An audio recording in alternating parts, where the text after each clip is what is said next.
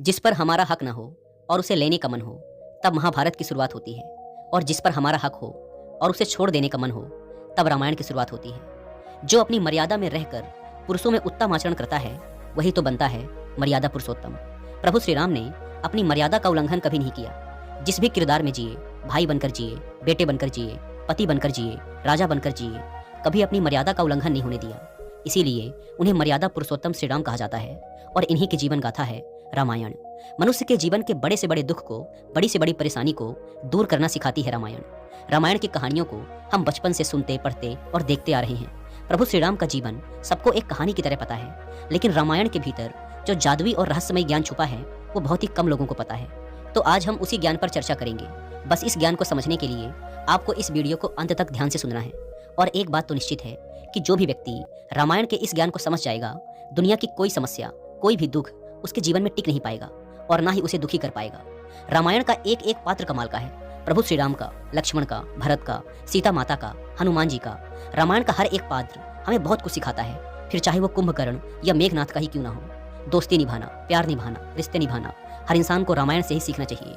जिंदगी में कोई दुख आए, उसका सामना कैसे करना चाहिए, रामायण हमें सब कुछ सिखाती है। तो आज हम उसी रामायण की 15 शिक्षाओं के बारे में बात करेंगे। रामायण की पहली शिक्षा जो हमें प्रभु श्री राम के जीवन से सीखने को मिलती है, वो ये है कि चाहे परिस्थिति कैसी भी हो, खुद को शांत और स्थिर बनाए रखो। प्रभु श्री राम का पूरा जीवन ही मुश्किलों और चुनौतियों से भरा रहा। शिक्षा पूरी होते ही उन्हें ऋषि विश्वामित्र के साथ जाकर ऋषि मुनियों की रक्षा के लिए ताड़का और अन्य कई राक्षसों के साथ युद्ध करना पड़ा। जिस दिन वो राजा बनने वाले थे, उसी दिन उन्हें अपनी पत्नी और छोटे भाई के साथ 14 वर्ष के वनवास के लिए जाना पड़ा। वनवास पूरा होने में कुछ ही समय बचा था कि उनकी पत्नी माता सीता का हरण हो गया। फिर उन्हें बंदर भालुओं की सेना को संगठित करके समुद्र पर विशाल सेतु का निर्माण करना पड़ा। फिर उन्हें रावण और उसकी विशाल सेना के साथ एक लंबा युद्ध करना पड़ा। उसके पश्चात अपनी पत्नी को आजाद करवाया। इतने लंबे संघर्ष के बाद वो अयोध्या के राजा बने ही थे कि फिर कुछ राजनीतिक कारणों की वजह से उन्हें अपनी गर्भवती पत्नी को त्यागना पड़ा और अपनी पत्नी व बच्चों का वियोग सहना पड़ा। लेकिन इन सभी दुखों और परेशानियों का सामना करने के दौरान उन्होंने कभी अपना धैर्य नहीं खोया, कभी शिकायत नहीं की, किसी को दोष नहीं दिया और ना ही भला बुरा कहा।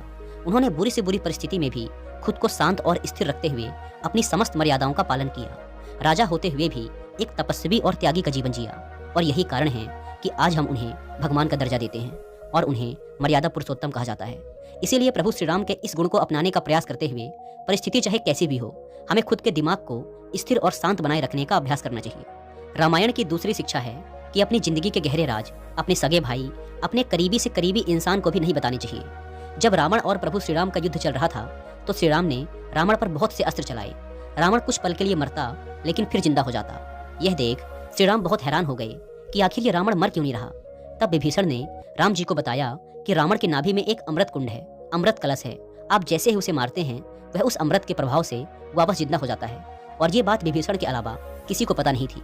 फिर प्रभु श्री राम ने रावण की नाभि में रखे उस कलश का अमृत सुखा दिया, तब जाकर रावण की मृत्यु संभव हो पाई। वैसे तो जो बुराई के रास्ते पर चलता है, उसका अंत जरूर होता है, लेकिन ये कहानी हमें सिखाती है कि अपने गहरे राज हर किसी को नहीं बताने चाहिए। कई बार हम लोगों को ऐसी बातें बता देते हैं जिसके लिए हमें भविष्य में पछताना पड़ता है कि काश हमने इसे ये बात बताई ही ना होती, तो आज हमारी ये हालत ही ना होती।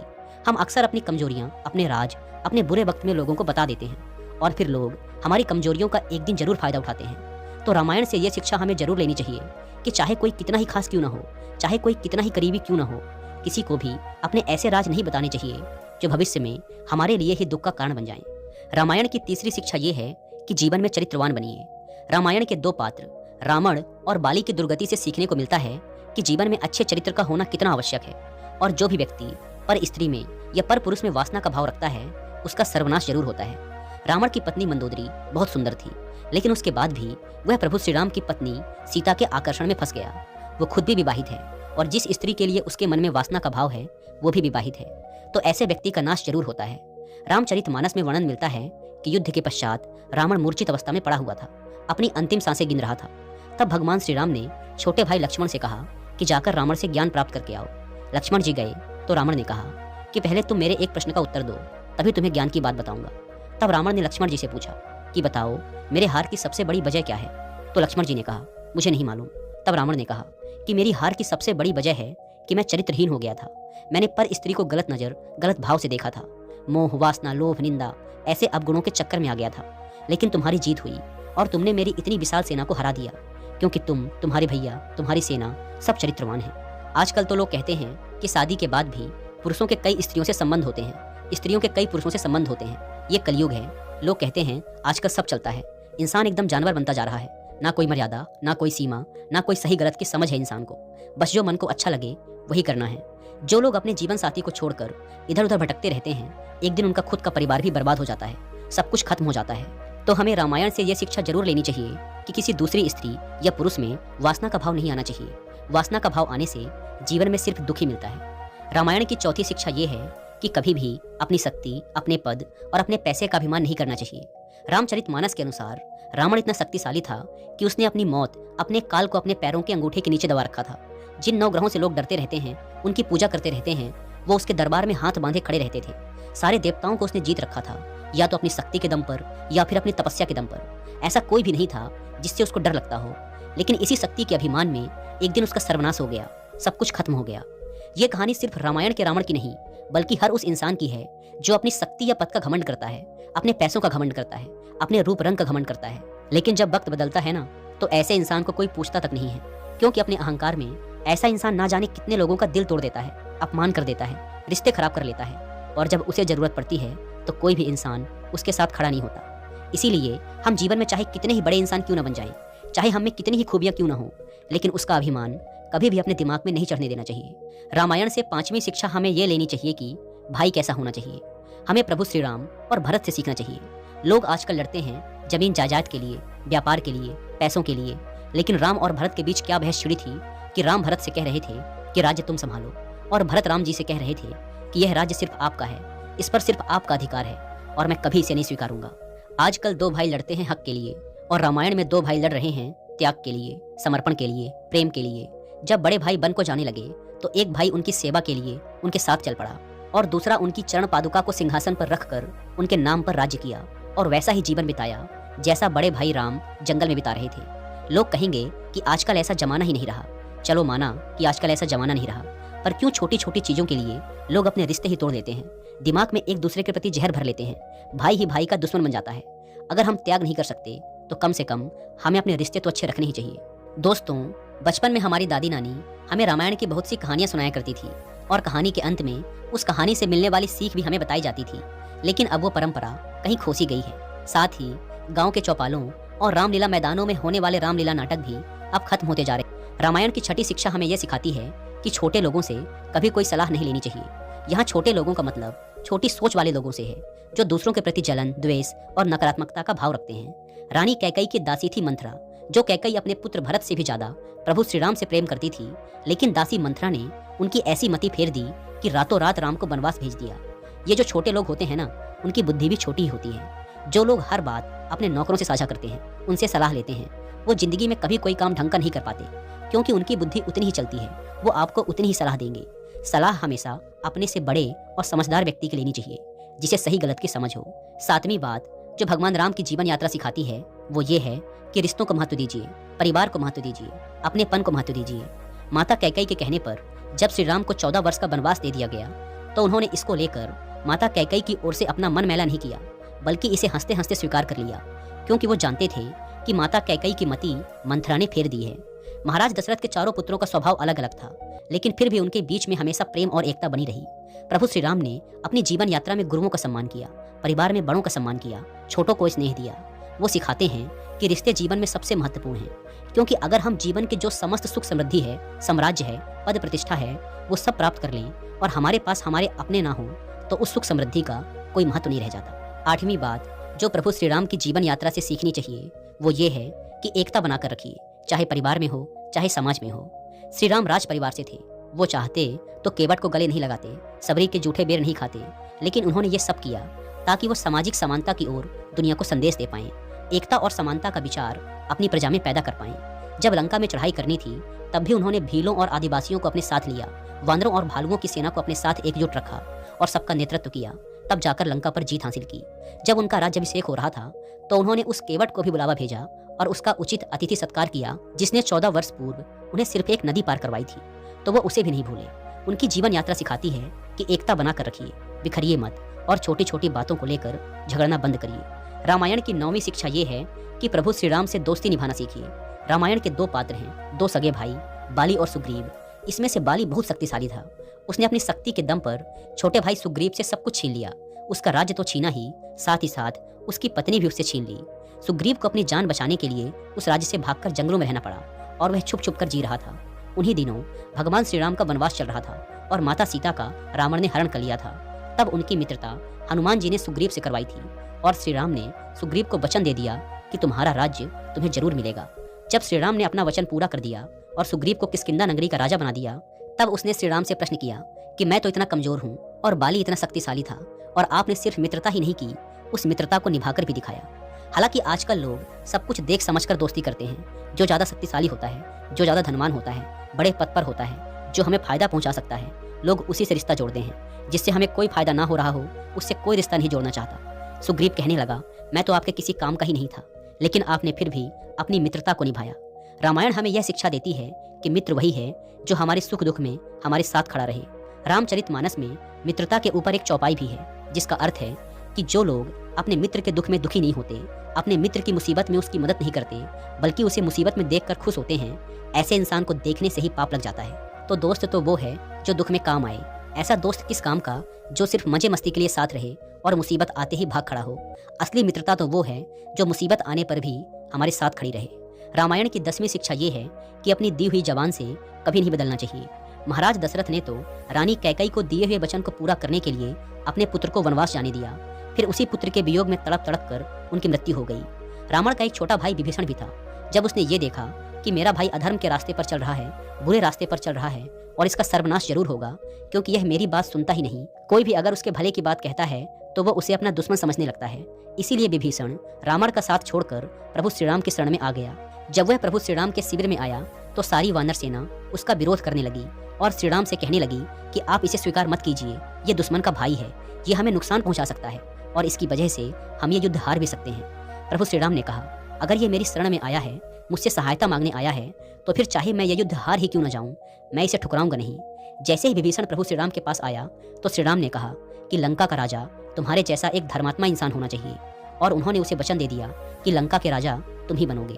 जब उन्होंने विभीषण को यह वचन दे दिया तो सभी लोग श्री राम से पूछने लगे कि आज विभीषण आया है, कल को अगर रावण आ गया आपके पास और कहने लगा कि मैं आपसे युद्ध नहीं करना चाहता, आप जो कहेंगे मैं वही करूंगा, तब आप क्या करेंगे? तो राम जी ने कहा, मैं रावण को अपनी अयोध्या का राज्य दे दूंगा। तब सभी लोग पूछने लगे कि अगर आप रावण को अयोध्या का राज्य दे देंगे तो फिर आप कहाँ जाएंगे? तो श्री राम कहने लगे, मैं तो इन्हीं जंगलों में ऋषि मुनियों के साथ अपना जीवन व्यतीत करूंगा। प्रभु श्री राम ने कहा कि चाहे मुझे अपने प्राणों का ही त्याग क्यों न करना पड़े, लेकिन एक बार मैंने जो वचन दे दिया फिर उससे पीछे मैं कभी नहीं हटूंगा। आजकल तो लोग हर थोड़ी देर में अपनी बात से बदल जाते हैं, अपनी दी हुई जबान से पलट जाते हैं। किसी की बात का आजकल भरोसा किया ही नहीं जाता। चाहे कोई कितने ही वादे क्यों न कर ले, कितनी ही कस्में क्यों न खा ले, सब झूठा लगता है। और ज्यादातर मौकों पर झूठ होता भी है, क्योंकि बातें करना, वादे करना, कस्में खाना बहुत आसान होता है, लेकिन उसे निभाना बहुत मुश्किल होता है, जो हर किसी के वश की बात नहीं।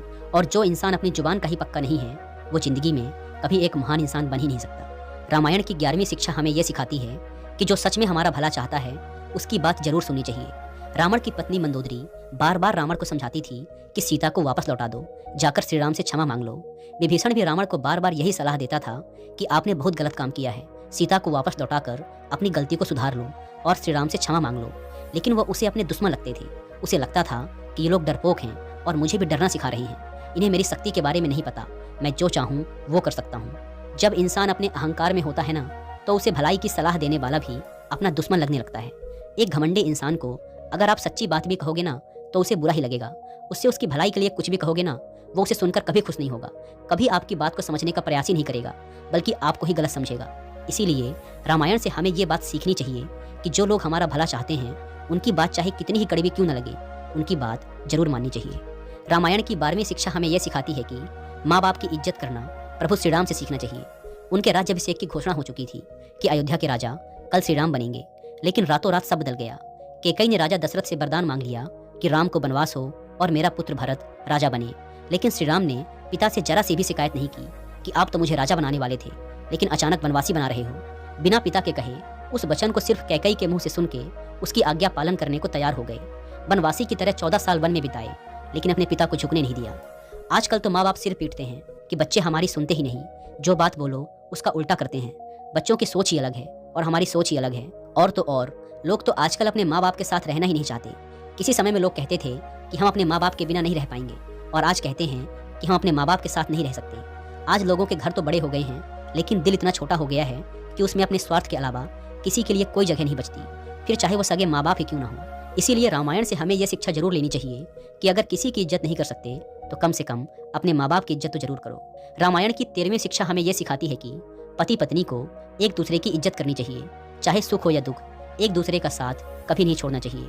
जब प्रभु श्री राम को वनवास मिला तो माता कौशल्या ने सीता माता से कहा कि तुम अपने माँ बाप के पास चली जाओ, वहाँ सुख से रहो। लेकिन सीता माता ने कहा कि जहाँ मेरे पति रहेंगे मेरा सुख वही है, फिर चाहे वो जंगल में ही क्यों न रहे। लेकिन आजकल तो पत्नियां पति की इज्जत तभी तक करती हैं जब तक उसके पास अच्छी नौकरी, अच्छा पद, अच्छा पैसा है और वो उसकी सभी इच्छाएं पूरी करता है। और पति भी पत्नी की इज्जत तभी तक करते हैं जब तक वो सुंदर है और उसकी सभी बातें मानती है। पैसा, पद, रूप, रंग और सुंदरता जाने के बाद लोग एक दूसरे की इज्जत करना ही भूल जाते हैं। और वैसे भी जो रिश्ते पैसे और सुंदरता की बुनियाद पर खड़े होते हैं, वहाँ पर एक दूसरे के लिए कभी दिल से इज्जत थी ही नहीं। रामायण से सीखने को मिलता है कि जीवन साथी तो ऐसा होना चाहिए कि चाहे सब कुछ हाथ से चला जाए, चाहे कितना ही बुरा वक्त क्यों ना आ जाए, लेकिन आपका जीवन साथी हर स्थिति में आपके साथ खड़ा रहे। इसीलिए रिश्ते किसी का रूप या पैसा देखकर नहीं जोड़ना चाहिए, बल्कि ये देखकर जोड़ना चाहिए कि उसका चरित्र कैसा है और वो हमारे सुख दुख में कितना हमारा साथ देगा। भगवान राम की जीवन यात्रा से सीखने वाली 14वीं बात यह है कि हमेशा विनम्र बने रहिए। सीता स्वयंवर में भगवान परशुराम के बार बार ललकारने और अपमान किए जाने के बाद भी उन्होंने अपना आपा नहीं खोया। लक्ष्मण जी तो युद्ध करने के लिए तैयार भी हो गए थे, लेकिन युद्ध करने और जवाब देने की पूरी सामर्थ्य होने के बावजूद भी वो वहां विनम्र बने रहे और परशुराम जी के सामने खुद को छोटा दिखाकर अपनी बातों से ही उनका क्रोध शांत कर दिया। इसी तरह जब समुद्र पार करके लंका जाना था तो लक्ष्मण जी समेत उनकी समस्त सेना ने कहा कि एक दिव्यास्त्र का उपयोग करके पूरा समुद्र सुखा देते हैं और रास्ता आसान कर लेते हैं। लेकिन श्री राम ने वहां भी विनम्रता का साथ नहीं छोड़ा और कई दिनों तक समुद्र देव की पूजा आराधना करके उन्हें मनाने का प्रयास करते रहे। वो तो जब समुद्र देव नहीं माने तो अंत में उन्हें थोड़ा सा क्रोध आ गया और अंततः समुद्र ने उनका रास्ता आसान कर दिया। इसी तरह रावण की समस्त सेनाओं सहित उसका अंत करने की क्षमता होने के बावजूद उन्होंने रावण को समझाने के कई प्रयास किए। हनुमान जी और अंगद को उसके दरबार में भेजा, वो तो रावण मानने को तैयार नहीं था, इसीलिए अंत में उसका वध करना पड़ा। उस समय के सबसे बड़े योद्धा रावण को हराने के बाद भी उन्होंने कभी अपनी वीरता का बखान नहीं किया, खुद पर घमंड नहीं किया, बल्कि जीवन पर्यंत विनम्र और सरल बने रहे। सबका सम्मान किया, सबसे मुस्कुराकर बात की, जिससे भी मिले उसे अपना बना लिया, क्योंकि विनम्र भी वही रह पाता है जिसके अंदर कुछ बात होती है। संस्कृत में एक श्लोक है जिसका अर्थ है, फल वाले वृक्ष झुकते हैं, बुद्धिमान व्यक्ति झुकते हैं, लेकिन सूखे वृक्ष और मूर्ख व्यक्ति कभी नहीं झुकते। इसीलिए रामायण से यह बात सीखनी चाहिए कि अगर आपके पास कुछ है, आप सामर्थ, शक्तिशाली और सक्षम हैं, तो विनम्र बने रहिए, क्योंकि विनम्रता भी उसी पर अच्छी लगती है जिसके अंदर सामर्थ होती है। रामायण की 15वीं शिक्षा हमें यह सिखाती है कि चाहे आप दुनिया जीत लो, लेकिन अगर आपने अपने मन को नहीं जीता तो आपने कुछ नहीं जीता। रावण ने देवताओं को जीत लिया, दुनिया के शक्ति से शक्तिशाली योद्धाओं को जीत लिया, लेकिन वह अपने मन को नहीं जीत पाया। जैसा उसका मन उसे नचाता था वह वैसा ही करता था। जिस भी इंसान ने अपने मन को नहीं जीता, समझ लेना उसने कुछ भी नहीं जीता है, क्योंकि अपने मन का गुलाम कभी खुश नहीं रह सकता। चाहे उसे दुनिया की सारी धन दौलत, सारे ऐशो आराम दे दिए जाएं, लेकिन उसका मन उसे परेशान करता ही रहेगा, उसे खुश रहने ही नहीं देगा। तो रामायण से सीखने वाली बात यह है कि हमें अपने मन पर नियंत्रण बनाए रखना चाहिए, वरना ये हमें कभी खुश नहीं रहने देगा। जो भी व्यक्ति रामायण की इन 15 शिक्षाओं को रोज सुनेगा, अपनी जिंदगी में उतारेगा, वो जीवन के हर बड़े से बड़े दुख से, बड़ी से बड़ी समस्या से आसानी से बाहर